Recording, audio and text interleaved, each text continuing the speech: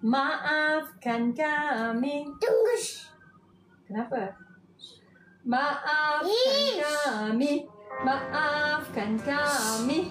Maafkan kami. Kenapa? Ibu apa? Ibu bising ke? Afa tahu ke tak ya, mak dia Datuk Siti Nurhaliza ni, mak dia seorang penyanyi nombor 1 Malaysia. Kalau Afa tahu mesti Afa tak suruh diam tu. Maafkan kami. Tunggu. Kenapa? Maafkan kami. Maafkan kami. Maafkan kami. Kenapa? Ibu apa? Ibu bising ke? Ada juga yang cakap ternyata haters Datuk Siti Nurhaliza merupakan orang terdekat juga ya.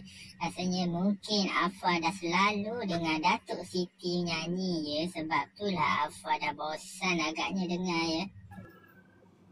Maafkan kami. Tunggu. Kenapa? Maafkan kami. Maafkan kami. Maafkan kami. Kenapa? Ibu apa? Ibu bising ke?